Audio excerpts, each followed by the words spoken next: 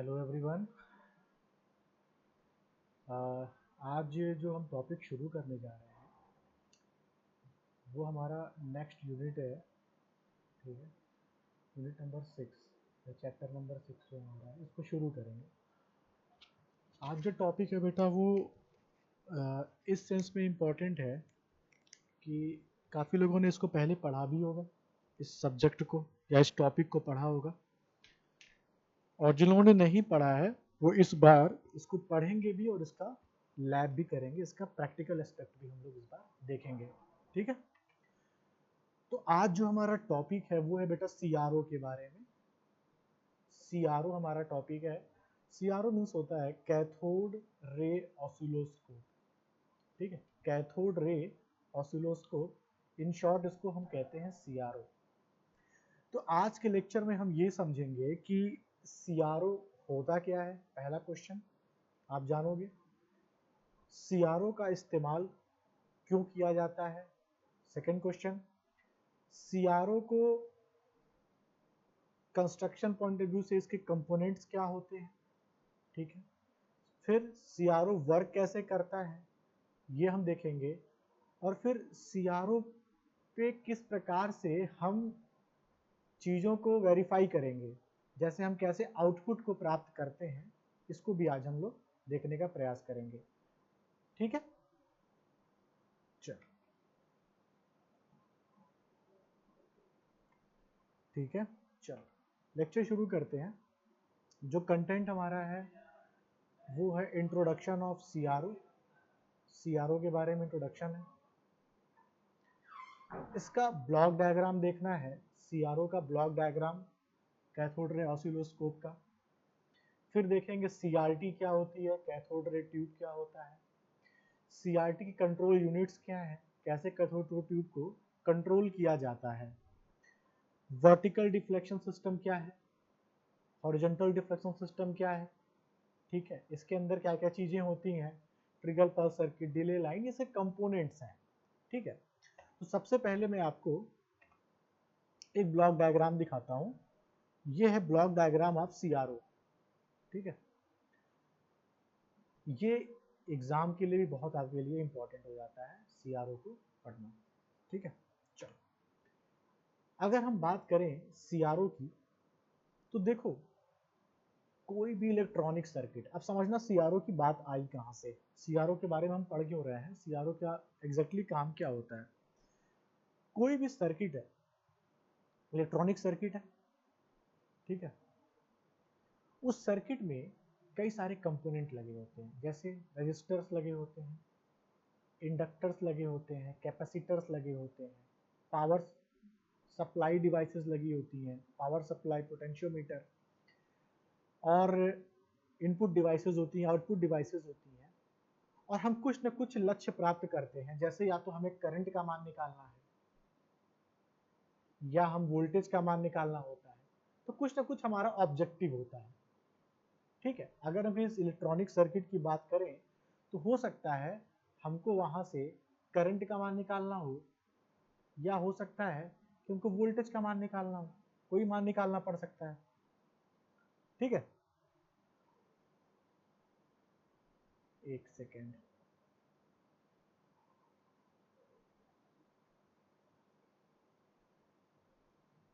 ठीक है, चलो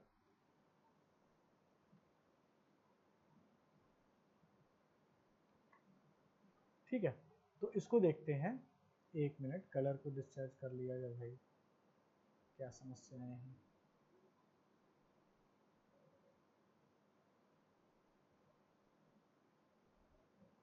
ठीक है, देखो सीआरओ क्या है, CRO is a multipurpose display. Multipurpose display word ध्यान से देखना, मतलब कई सारे हम कार्य इस पे परफॉर्म करते हैं, जैसे observation, measurement and analysis of waveform. मतलब किसी वेवफॉर्म को, वेवफॉर्म मतलब कि कोई भी वेव है, जैसे करंट की वेव है या एसी की वेव हम कैसे बनाते हैं, जैसे ये मान लो हमने ड्रॉ किया, तो ये एक वेव फॉर्म है बेटा। ये करंट भी हो सकता है, ये वोल्टेज भी हो सकता है, ये पावर भी हो सकता है ना, बता रखा है मैंने। ये करंट भी हो सकता है, ये वोल्टेज भी हो सकता है, ये पावर भी हो सकता है। तो कोई वेव फॉर्म है, तो इस वेव फॉर्म को ऑब्जर्व करना, ठीक है, इसको ऑब्जर्व करना, इसका मेजरमेंट करना, ठीक है, एंड इसका एनालिसिस करना, प्लॉटिंग एक्स और वाई एक्सिस पे, मतलब एक्स और वाई एक्सिस पे प्लॉट करके इसको मेजर करना, इसका एनालिसिस करना, ये सारा काम परफॉर्म करते हैं हम लोग किससे, सीआरओ से, ठीक है। ये सभी के सभी काम observation, measurement and analysis of any wave form of either current, either voltage और power along with y axis and x axis. जैसा मैंने आपको दिखाया कि x और y एक्सिस पे कोई वेव फॉर्म है उसको ड्रॉ करना, ठीक है। अब डिफरेंट डिफरेंट जैसे हमारे पास एम्पलीट्यूड्स होते हैं, जैसे आपको पता है वेव की अगर बात करें तो एम्पलीट्यूड होता है, जैसे ये इसका एम्पलीट्यूड है, अलग अलग फ्रीक्वेंसी होती है। वेव की प्रॉपर्टी क्या होती है, आपने वेव के बारे में जानते होंगे, वेव क्या होता है, अलग अलग फ्रीक्वेंसी होती है, कुछ वेव का एम्पलीट्यूड अलग अलग होता है, हर वेव का अपना अपना होता है, ठीक है। तो हमारा ऑब्जेक्टिव ये होता है सीआरओ पढ़ने का कि किसी भी वेव फॉर्म को, फॉलो करना मेरी बात को, किसी भी वेव फॉर्म को आइदर करंट, वोल्टेज या पावर, उसको एक्स और वाई एक्सिस पे ड्रॉ करके उसको ऑब्जर्व करना या मेजरमेंट करना या उसका एनालिसिस करना ही सीआरओ का मेन पर्पज होता है। अब जैसे मैं एग्जांपल देता हूं, मान लो मैंने कुछ सर्किट सॉल्व की, ठीक है, मैंने कोई भी सर्किट सॉल्व की, उस सर्किट को सॉल्व करने के बाद हमें कुछ करंट मिला, कुछ वोल्टेज मिला, ठीक है, कोई करंट मिला, कुछ वोल्टेज मिला, करंट का मान मान लिया 50 एम्पियर है, वोल्टेज का मान 100 वोल्ट है, कुछ भी मान लिया। क्या वो करंट का जो मान 100 है या जो वोल्टेज का मान है उसका वेव फॉर्म कैसा होना चाहिए, मतलब ये जो वेव फॉर्म बनेगा करंट का, ये वेव फॉर्म करंट का बनेगा, क्योंकि एज एसी जो है हर एसी का अपना वेव फॉर्म होता है। वोल्टेज का भी वेव फॉर्म बनेगा, तो ये वोल्टेज का वेव फॉर्म कैसा होना चाहिए, तो ये एनालिसिस का जो काम होता है वो होता है सीआरओ का, ठीक है। कोई समस्या, ये बेसिक काम है सीआरओ का, ठीक है। अब ध्यान से देखो इसका ब्लॉक डायग्राम, इसके ब्लॉक डायग्राम में कई सारे कंपोनेंट्स लगे हैं, ठीक है। अगर बात करूं तो ये है एक इनपुट सिग्नल, एक इनपुट सिग्नल, ये है एक वर्टिकल एम्पलीफायर, एम्पलीफायर से देखो एक एक करके मैं बताता हूं। इनपुट सिग्नल, इनपुट सिग्नल मतलब क्या हुआ, जैसे मान लो हमने कोई सिग्नल दिया, हमको इसको अपने स्क्रीन पे प्राप्त करना है, ये कोई इनपुट सिग्नल है, मान लिया करंट का सिग्नल है, ये सिग्नल है, ठीक है। तो कोई भी इनपुट सिग्नल हो सकता है, आइदर करंट, आइदर वोल्टेज या पावर, ठीक है। इस करंट के या वोल्टेज के सिग्नल को जब हमको सीआरओ पे देखना होता है, सीआरओ पे प्राप्त करना होता है, तो उसके लिए सारा का सारा प्रोसेस हम यूज करते हैं। कैसे यूज करते हैं एक एक करके देखेंगे। तो कंपोनेंट्स अगर हम देखें, ब्लॉक डायग्राम को पहले बताता हूं, पहले कंपोनेंट्स देख ले। एक होती है सीआरटी, सीआरटी का मतलब होता है कैथोड रे ट्यूब, ठीक है।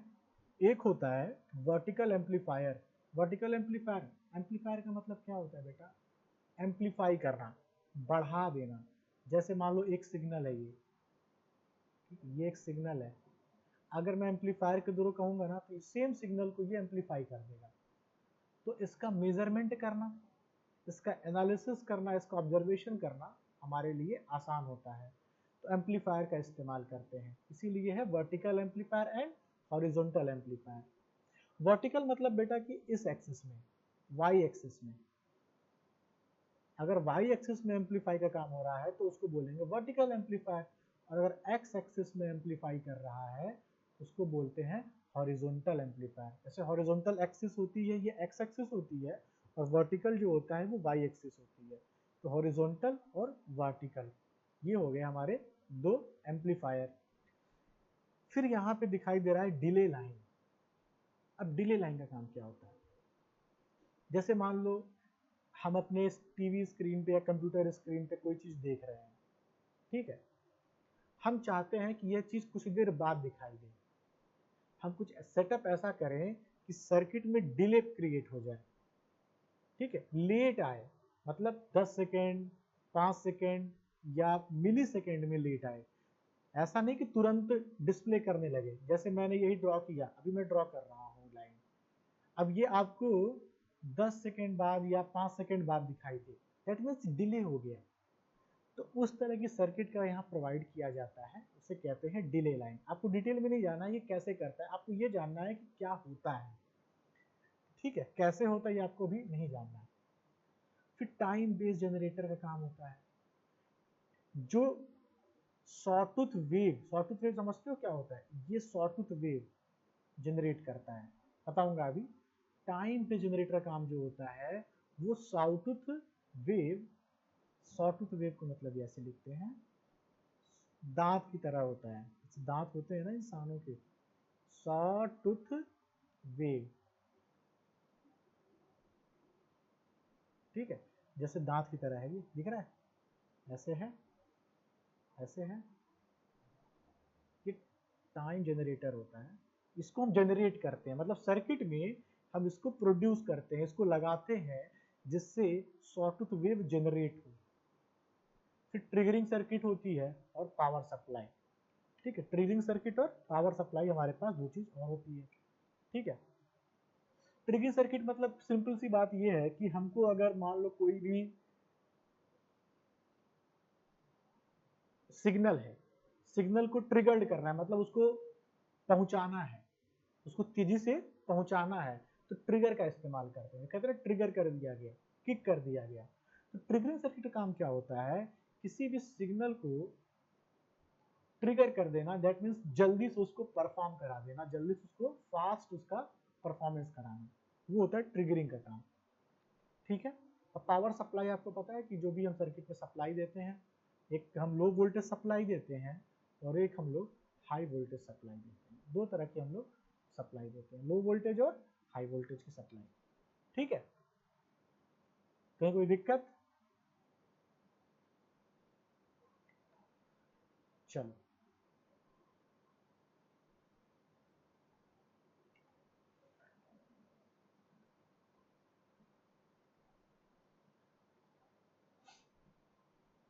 देखो अब एक चीज पॉइंट को हम लोग समझते हैं, इस ब्लॉक डायग्राम को। ये है बेटा इनपुट सिग्नल, इनपुट सिग्नल के द्वारा हम किसी भी वेव को एक इनपुट सिग्नल यहाँ से प्रोवाइड करते हैं, कोई भी एक वेव सिग्नल हो सकती है, जैसे मान लो हमने एग्जांपल के लिए ये लिया, ये हमारा एक इनपुट सिग्नल है, ठीक है। इस इनपुट सिग्नल को किसके साथ कनेक्ट किया गया है, एक वर्टिकल एम्पलीफायर के साथ। वर्टिकल एम्पलीफायर का काम क्या होता है कि इस इनपुट सिग्नल को वर्टिकली एम्पलीफाई करेगा, मतलब वाई एक्सिस के अलॉन्ग एम्पलीफाई करेगा, दैट मीन्स ये हमारा जो पहले वेव है, ये कुछ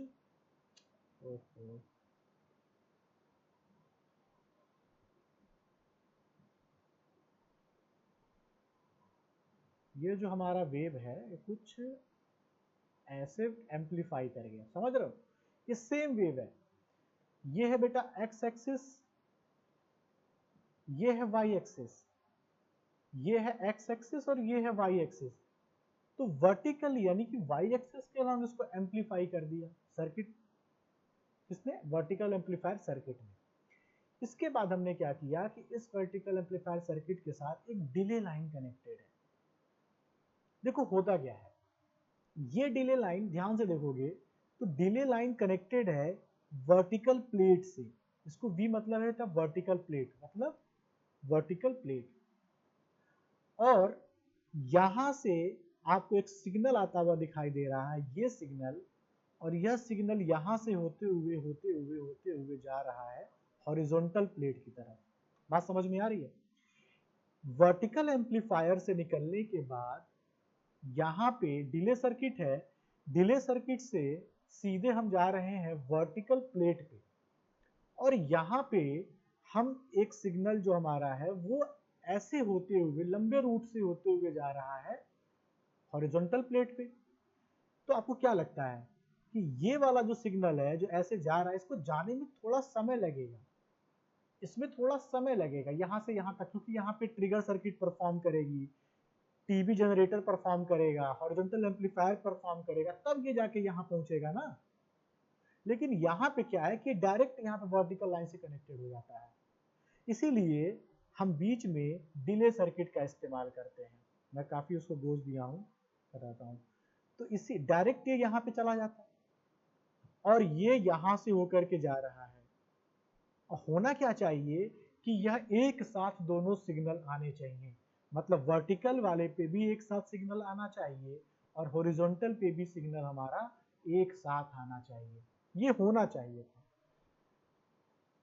लेकिन ये वाला तो जल्दी से पहुंच जाएगा, लेकिन इस वाले को टाइम लगेगा, इसीलिए डिले सर्किट लगाया जाता है, जिससे दोनों एक साथ अप्रॉक्स एक साथ पहुंचे, वर्टिकल और हॉरिजॉन्टल भी। अगर ऐसा नहीं होगा तो डिस्टॉर्शन होगा, मतलब हमारा जो सिस्टम में जो हमारा आउटपुट आएगा, मतलब यहाँ पे जो स्क्रीन पे हमारा आउटपुट मिलेगा उसमें डिस्टॉर्शन होगा, मतलब उसमें कुछ कमी रहेगी, उसमें काट छाट टूट फूट ये सब चीजें दिखाई देंगी। ठीक है, तो ये यहाँ पे तरीका होता है, पहली चीज। उसके बाद आप देखोगे डिले सर्किट का काम समझ में आया कि वर्टिकल वाले को डिले कर देगा, वर्टिकल पे आने वाले सिग्नल को डिले कर देगा, वर्टिकल प्लेट पे आने वाले को। यहां से सिग्नल आया बेटा, पहुंचा ट्रिगर सर्किट में। देखो ट्रिगर सर्किट का काम बेसिकली क्या है कि यह हॉरिजॉन्टल एम्पलीफायर के साथ एक तरह से सिंक्रोनाइजेशन बनाता है, एक तरह से उसको ट्रिगर करता है। किसको? हॉरिजॉन्टल एम्पलीफायर को, फास्ट रिस्पॉन्स करने के लिए, फास्ट रिस्पॉन्स करने के लिए कह लो, या फिर उसको एक तरीके से उसको बूस्टअप करता है, बूस्ट करना समझते हो ना, बूस्टअप करता है। तो ट्रिगर सर्किट का इस्तेमाल करते हैं हम लोग इस हॉरिजॉन्टल एम्पलीफायर के साथ कनेक्ट करके। फिर ट्रिगर सर्किट के साथ कनेक्टेड है टाइम बेस्ड जनरेटर, बहुत इंपॉर्टेंट है। नाम से क्लियर है कि एक जनरेटर है। जनरेटर मतलब कि इलेक्ट्रिकल एनर्जी नहीं प्रोड्यूस करेगा। जनरेटर क्या है? ये एक वेव फॉर्म प्रोड्यूस करेगा, एक वेव फॉर्म जिसको हम कहते हैं सॉटूथ वेव। मैंने अभी लिखा था थोड़ी देर पहले, मैं फिर से बताता हूं, भूलना मत इस चीज को। एक वेव फॉर्म प्रोड्यूस करेगा जिसको बोलते हैं सॉटूथ वेव, सॉटूथ वेव। ये किस प्रकार से होता है? यह कुछ इस प्रकार से,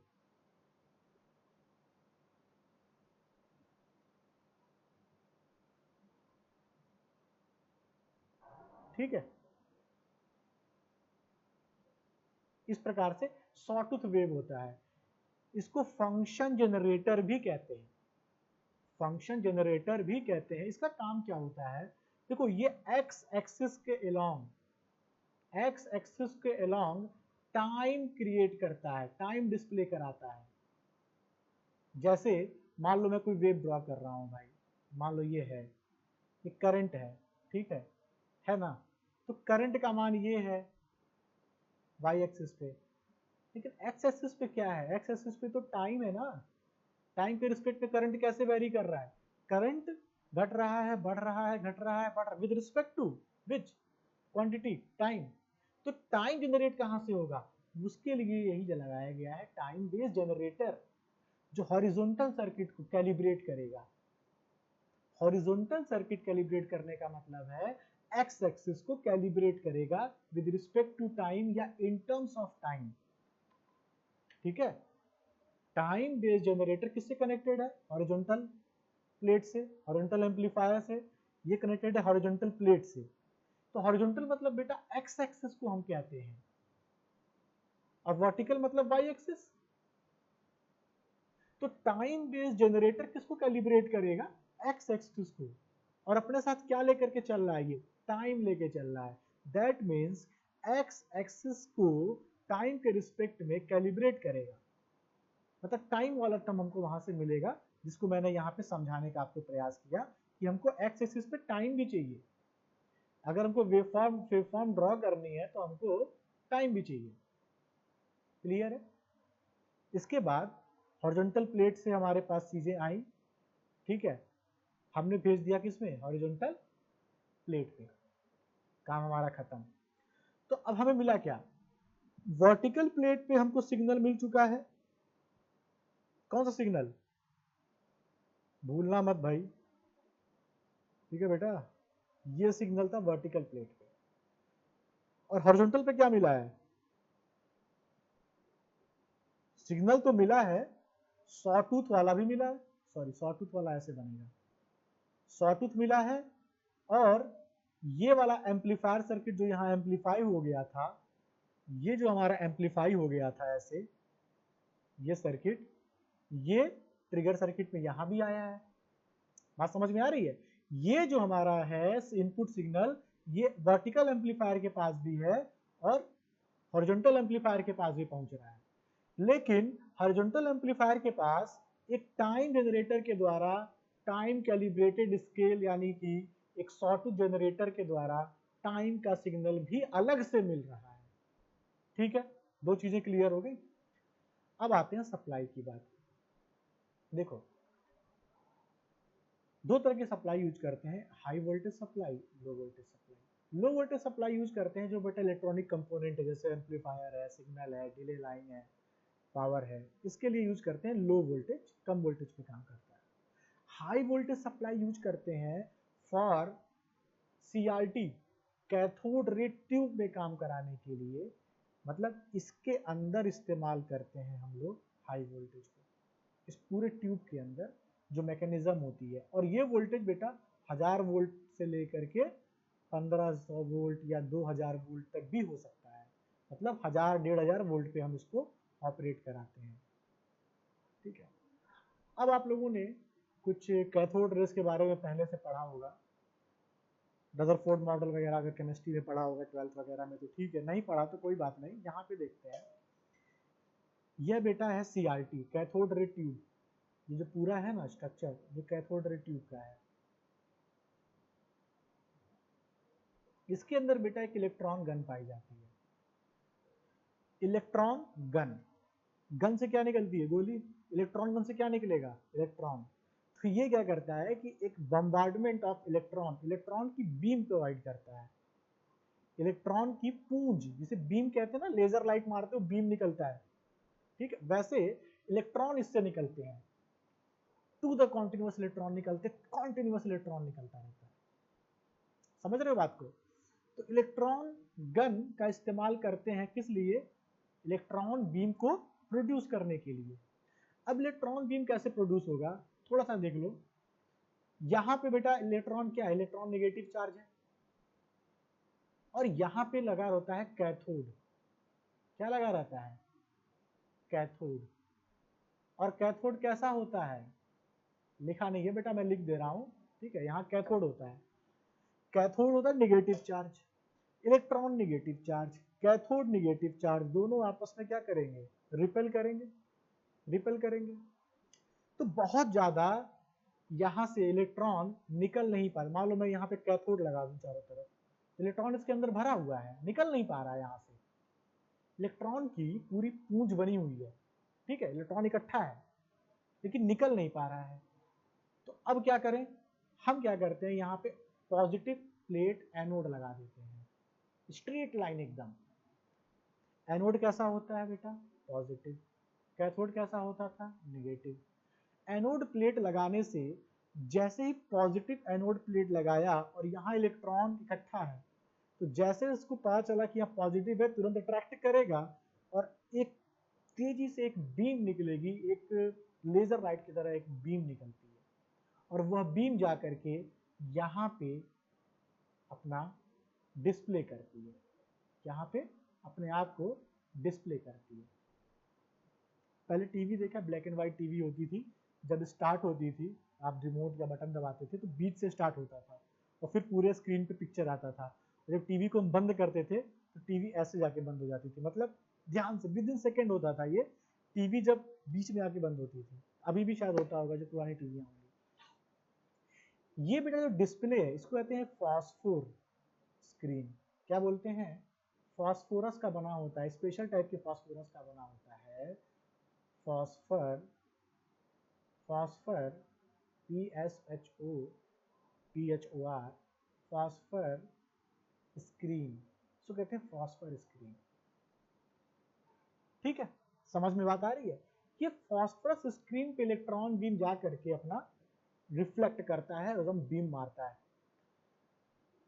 लेकिन जो हमारे पास हॉरिजॉन्टल प्लेट है और हमारे पास वर्टिकल प्लेट है, इसका काम क्या है? अब इसका काम शुरू होता है। ये क्या करती है horizontal vertical plate? Horizontal plate इसको एक्स एक्सिस में और वर्टिकल प्लेट इसको वाई एक्सिस में एक पूरा स्क्रीन प्रोवाइड करती है कि हमारा सिग्नल जो है वो एक्स एक्सिस में और वाई एक्सिस में पूरा आता है। क्योंकि वर्टिकल प्लेट वर्टिकली अपलिफ्ट करती है, कैलिब्रेट करती है या एम्पलीफाई करती है, हॉरिजॉन्टल फील्ड हॉरिजॉन्टली करती है। तो जो पहले से जो यहाँ पे इलेक्ट्रॉन बीम आकर के छोटा सा यहाँ केंद्रित हो चुका था, अब यह अपने शेप में आ जाएगा, मतलब पूरे के पूरे स्क्रीन पे हमको यहाँ पे जो भी सिग्नल हमने दिया था, इनपुट सिग्नल, वो दिखाई देने लगेगा विद रिस्पेक्ट टू टाइम। यही मेरा पूरा बेसिक कॉन्सेप्ट है। अच्छा, फॉस्फर ब्रोंज के बारे में या फॉस्फर स्क्रीन के बारे में बता दूं। फॉस्फर स्क्रीन क्या करता है कि इलेक्ट्रिकल एनर्जी को, भाई इलेक्ट्रिकल एनर्जी है ना, यहाँ पे इलेक्ट्रॉन आ रहा है, इलेक्ट्रॉन आ रहा है, स्पीड के साथ आ रहा है, इक्वल टू mv होता है, EMV पढ़ा होगा। तो इलेक्ट्रिकल एनर्जी को लाइट एनर्जी में, मतलब प्रकाश ऊर्जा में बदल देता है। कौन? ये। तो यहाँ पे प्रकाश ऊर्जा में बदल जा रही है हमारी इलेक्ट्रिकल एनर्जी, जो हम देख रहे हैं। मैं टीवी या स्क्रीन पर रिकॉर्ड कर रहा हूँ वीडियो, तो ये क्या है? ये प्रकाश ऊर्जा के रूप में है ना, है तो इलेक्ट्रिकल सप्लाई। इलेक्ट्रिकल सप्लाई किस फॉर्म में दिखाई दे रही है हमको? लाइट के फॉर्म में, प्रकाश के फॉर्म में। तो ये हो जाता है हमारा इलेक्ट्रिकल सिस्टम। ठीक है, इस प्रकार से पूरा ये फंक्शनिंग होती है इसकी। देखो, ये इसके अंदर की कहानी है इलेक्ट्रॉन गन वाली। पिंस लगी हैं, इसे कहते हैं electron gun. Vertical electrode, horizontal electrode, बीच से इलेक्ट्रॉन निकलेगा, इलेक्ट्रॉन जाएगा, इसको इलेक्ट्रॉन बीम कहते हैं, और यहाँ पे स्क्रीन पे डिस्प्ले करेगा। फॉस्फर की स्क्रीन होती है, ठीक है, यहाँ पे डिस्प्ले करेगा। इसके अंदर क्या होता है? सीआरटी के अंदर और भी कुछ होता है, बता देता हूँ, यहीं पे देख लो। सीआरटी मतलब कैथोड रे ट्यूब। इसके अंदर देखो क्या है, जो मैंने बताया उसी को बस थोड़ा सा मैंने बताया कि ये इलेक्ट्रॉन गन है जहां मेरा पेन चल रहा है, ठीक है, और इसके ऊपर देखो ये कैथोड है, ठीक है, और ये है ग्रिड। ग्रिड के पास छोटी सी जगह छोड़ दी गई है यहाँ से इलेक्ट्रॉन को निकलने के लिए। तो होता यही है कि इलेक्ट्रॉन हाई वोल्टेज क्रिएट करते हैं, हाई वोल्टेज पे हमारा इलेक्ट्रॉन कैथोड से निकलता है। हमारा कैथोड चूंकि नेगेटिव, इलेक्ट्रॉन वहां पे कंज्यूम हो जाता है ग्रिड पे।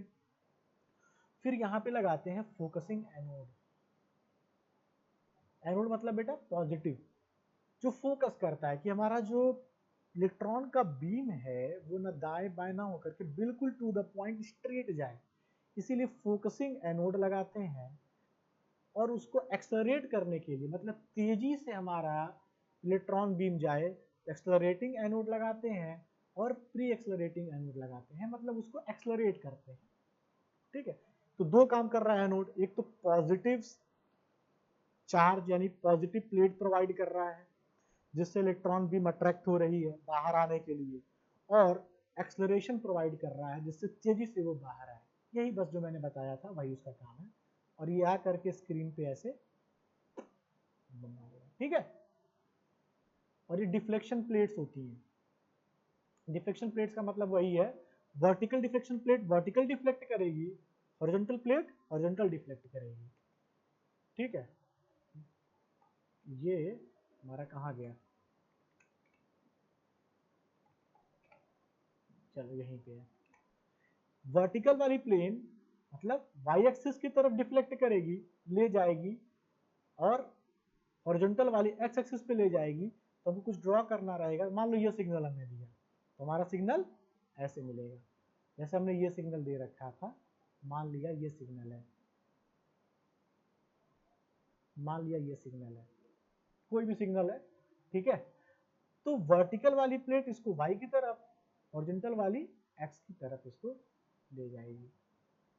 आई थिंक पूरी कहानी क्लियर होगी। पूरी कहानी में कुछ भी नहीं है, सिर्फ इतना का इतना है कि हमको एक आउटपुट वेव को प्राप्त करना है। ये तो मैंने आपको एक्सप्लेन किया, स्लोली स्लोली पढ़ाया कि आपको समझ में थोड़ा सा आ जाए। बट पूरी कहानी जो है सिर्फ इतनी ही है कि हमारे